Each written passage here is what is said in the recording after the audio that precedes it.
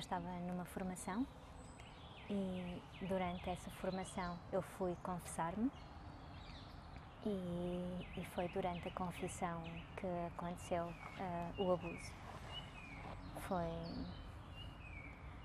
extremamente difícil porque abalou tudo aquilo em que eu acreditava, não é? Porque nunca pensei que um padre pudesse abusar de alguém, não é? Muito menos violar alguém e ainda por cima era num ambiente que não era favorável a isso, porque era um encontro de formação, sim? E esse acontecimento mudou radicalmente a minha vida, porque tornei-me uma pessoa diferente, deixei de confiar nas pessoas, deixei de ter autoestima, autoconfiança e isolei-me mais das pessoas. E sobretudo era difícil esconder o segredo, porque tinha sempre aquela sensação que alguém ia descobrir e eu tinha medo porque o padre disse que se eu contasse a alguém as coisas não iriam correr bem, porque toda a gente ia acreditar no padre e não numa jovem. Eu ainda estive na congregação durante 10 anos. Eu fui irmã, mas depois tive que tomar a decisão de sair porque não aguentava mais viver num ambiente rodeada de padres, num ambiente em que eu sentia que não podia ser eu e em que tinha que esconder muito bem o meu segredo. E ele sabia onde eu estava, ele sabia a congregação onde eu estava e eu tinha medo que se um dia eu decidisse denunciar, ele pudesse magoar-me ou pudesse fazer alguma coisa contra mim. E então tomei a decisão de sair. Foi a decisão mais difícil da minha vida, porque ser irmã, dar a vida aos outros e dar a vida pelos outros era tudo o que eu queria. Mas chegou a um ponto que eu já não podia mais. Destruiu a minha vida, embora que depois, aos poucos, fui construindo uma vida diferente.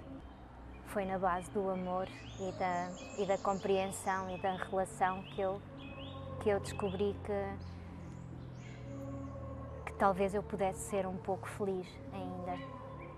E por isso casei e por isso optei por ter filhos para poder mostrar aos meus filhos que, apesar das dificuldades, é possível amar. Há 3 anos é que decidi falar pela primeira vez a uma pessoa, contei-lhe o meu segredo e depois de ter falado com essa pessoa, decidi ir falar com o bispo e foi aí que começou todo o processo de denúncia. Eu denunciei para prevenir que outros abusos pudesse haver da parte desse padre, porque ele ainda é vivo e ainda o Vaticano respondeu e disse que o caso era para arquivar porque já tinha prescrito e eu era a única vítima conhecida daquele padre. Então eu não conto e por essa razão o padre continua no ativo. E eu entrei em depressão e foi uma depressão tão profunda que inclusive tentei suicidar-me. e por causa da depressão fui obrigada a contar ao meu marido o que é que tinha acontecido. Isso tornou a minha vida complicada porque, de certa maneira, é como se o meu marido tivesse deixado de acreditar na minha sinceridade, porque toda a vida tinha estado casada com ele e nunca tinha contado isso. Tornou a minha vida familiar difícil e a nível de relação com as outras pessoas também se tornou difícil. E é difícil que acreditem em nós, porque ninguém quer acreditar que um padre possa fazer uma coisa dessas, não é? E é mais fácil para as pessoas acreditar que se algo aconteceu foi propositado por nós, porque fomos nós que buscámos a situação, fomos nós que provocámos o padre e ele respondeu à provocação. Há muito essa ideia, não é? E a verdade é que isso não é a realidade. A verdade é que há padres que abusam e que nos silenciam com o medo. E então tudo junto fez com que eu me sentisse cada vez pior. Além de me sentir mal por me sentir culpada, porque nós vítimas sentimos muito esse peso da culpa. E então, além de me sentir culpada por tudo aquilo que tinha acontecido, quando finalmente falei com alguém, quando eu falei com a igreja, esperava que a igreja me recebesse e ela própria me ajudasse a superar este trauma e de certa maneira houvesse alguma justiça. Mas eu não denunciei à procura de justiça, eu denunciei para prevenir que outros abusos pudesse haver da parte desse padre. Já que eu não pude continuar a dar a minha vida aos outros, esta foi a minha maneira de proteger e dar vida a outras crianças e a outros jovens. Permitir que elas tenham uma vida plena e não uma vida condicionada como eu. O que me magoa mais hoje em dia é perceber que mesmo que se fale muito deste assunto, as pessoas que me são próximas não conseguem aceitar e compreender o que aconteceu. Muitas delas continuam a dizer para eu esquecer, porque já lá vai tanto tempo e que eu tenho que pôr uma pedra sobre o assunto e caminhar em frente.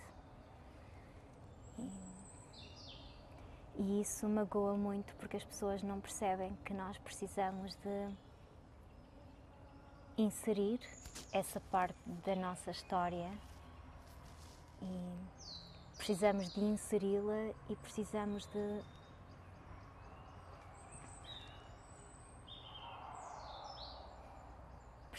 aceitá-la e precisamos que os outros aceitem, as pessoas que nos são próximas, que aceitem e que nos ajudem. E elas não percebem que ao dizer que esquece isso, já lá vai tanto tempo, isso ficou no passado, vive agora o futuro, que isso só está a fazer com que nos sintamos ainda mais vítimas, com que eu me sinta mais vitimizada e que não me sinta acolhida é como se isso não fosse importante, como se um crime destes não fosse importante, como se eu tivesse a obrigação de andar em frente e esquecer o que aconteceu. Mas é impossível esquecer o que aconteceu.